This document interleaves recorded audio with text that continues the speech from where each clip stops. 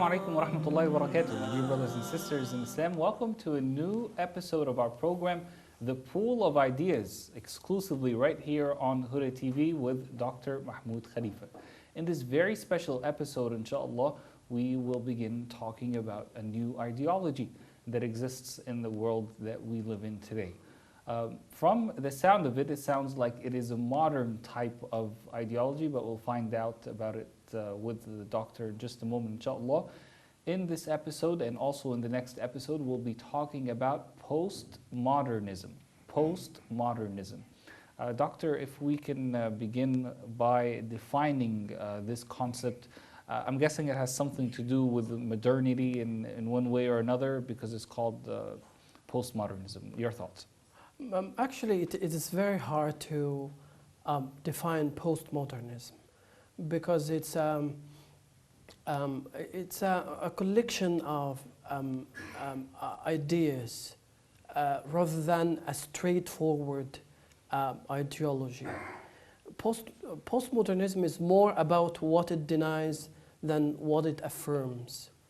So postmodernism could be simply defined as a way of looking at the world that mistrusts all grand narratives, all philosophical schools of all grand narratives, all ideologies that try to organize man's existence on earth. For example, postmodernism would consider Islam as a grand narrative. A grand narrative here is not a good idea. What is a grand narrative? A grand narrative is like an ideology that tells you about the purpose of man on earth, that claims to organize man's activities, political, social, and it gives him guidance in many fields, interprets the world for him.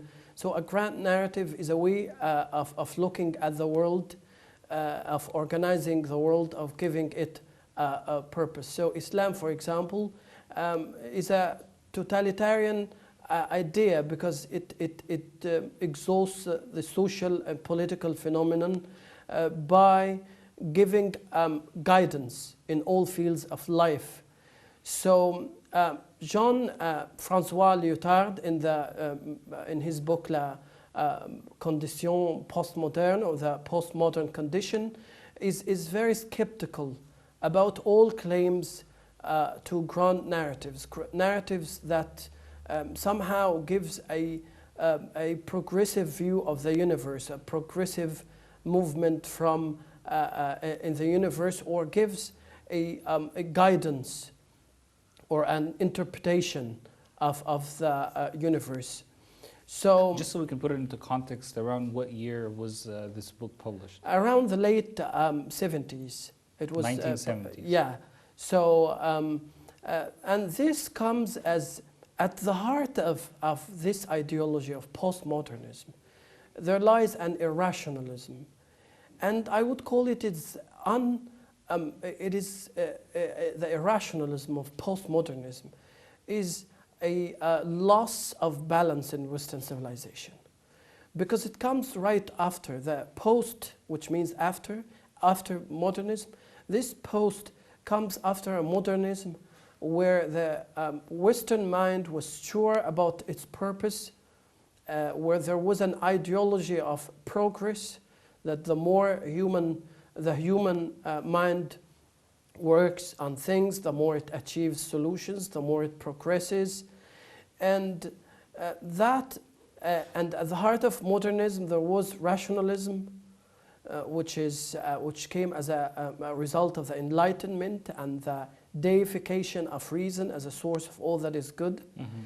So postmodernism unraveled all this by doubting even the thinking being or the thinking reason, the autonomous self. There is no longer autonomous persons who exist and think. We have people, or we have subjects, which are more or less affected by the powers, economic and political, that are around them. So man is not essentially in position of himself in postmodernism. So postmodernism has unraveled the knot, untied the knot which was done by by modernism, which hinged more or less on rationalism. If we talk a little bit about the history, you said the book that you mentioned was written in the 1970s. Is this when postmodernism all began, or did it begin before this time frame? Actually, it begins before that in the ideology of the existentialist school, which looked at the universe in a very pessimistic way, and which basically said that man is not born with any essential qualities, but man creates his own destiny. That was very pessimistic. That paved the way for doubting man and the achievement of civilization. And this is how they came to the idea that we can't really be sure of anything. Basically, that's the underlying premise of this ideology. Yeah, one of the main assumptions of postmodernism is that of doubting. There is an excessive doubting in postmodernism. Everything, even meaning. When you read a novel, you can reach hundreds of possible interpretations. When you read a text, you're uncertain about many things. And you have even a theory of death of the author. You can't even go back to the author to ask questions about the text. To the extent that all readings of a particular text are misreadings. So there is no definite thing about meaning. Meaning is always in a state of influx. There is no particular certainty. You don't have something to hold in your hand, grasp. It is all a continuous circle of doubt, Nothing is uncertainty. absolute. You are living in a complete relative world, which basically offers you no certainty. Not certainly anything to do with faith in God. Exactly. This is leading me to the point that postmodernism, let's say, for example, when it comes to interpreting a novel, as you mentioned, wouldn't be really that big of a problem, because if I can interpret, with the author of a specific article or a specific novel or a specific movie or whatever the case may be, if I interpret it one way and if you interpret it another way, that's okay. But the problem with postmodernism really comes when it comes to the deen, when it comes to religion, right? Because if nothing is for sure, then who says that the Quran, for example, was revealed by Allah subhanahu wa ta'ala? And who says that Allah subhanahu wa ta'ala exists? Right? This is what postmodernists would say. They doubt everything. They doubt the existence of God. They doubt revelation. They doubt Islamic history. And of course, everything else. Exactly. And that's why in Islam, one good thing about Islam or about is that there is God. And God seems to be the only sure basis on which meaning can be based. Without God, a universe has no point of reference. You go back to man. Man becomes your own reference. Man becomes the measure of all things. Man becomes the measure of values. And because we as humans, we differ. One person is different from another. We will have different hundreds of values, hundreds of ideas about what is good and evil. And let's go back a little bit. You asked the question before about the origins of postmodernism. Yes. Actually, postmodernism started fairly earlier than the 1970s. It goes back to the time of Friedrich Nietzsche in the late 19th century, when he declared that God is dead. The death of God was not about a physical death of God. It was about the death of meaning or any reference point outside the world of humans. So if there is no outside point of reference, you can't fix meaning. Meaning becomes relative. People can create and destroy meaning at their will and for their own purposes. So basically, believing in God or the reference point of God is very important to fix meaning. Otherwise, you live in a postmodern world where everything is in a continued state of influx. You can't fix or stop meaning or give a particular meaning to anything. You essentially live in a meaningless world where every day you can create a new meaning, a new story. All you can do is live in a small story of your own you create for yourself in order to continue life. Because postmodernism thinks that the best way for this world is for grand narratives to be destroyed or discredited.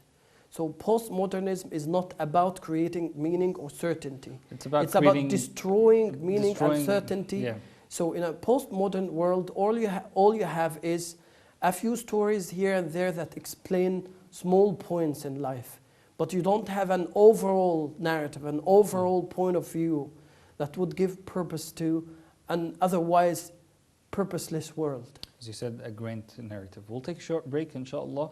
My dear brothers and sisters, when we come back, we will go a little bit in depth about some of the principles of postmodernism. Obviously, we've said some of the main points of this ideology right here, but we'll go a little bit in depth and talk about some more principles of this ideology, inshallah. And don't ever forget that, inshallah, in the next episode, we will be talking about Islam versus postmodernism. We'll show the fallacies of this ideology and the greatness of Islam, inshallah. We'll be back in just a moment, so please stay with us.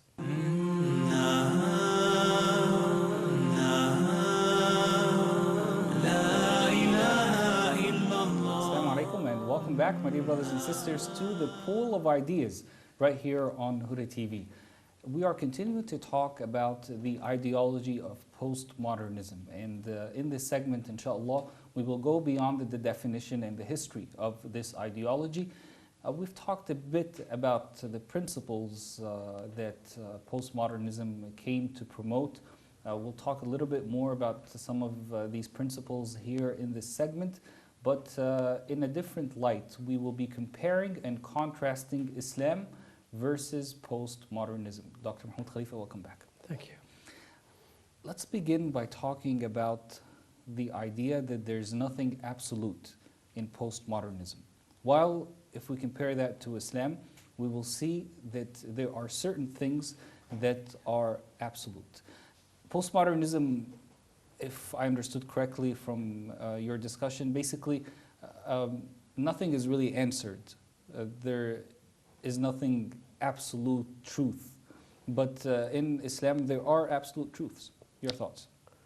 Actually, postmodernism is a late development in Western thinking, which more or less, having failed to be connected to any order of ideas or order of belief systems that would determine meaning, the West is heading towards a complete madness or irrationality, because it continues to sort of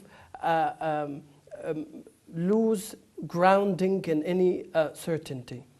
Islam offers certainty in a world of increasing uncertainty because it connects man to God. God is a fixer of meaning because you can always go back to the Quran as a foundational text.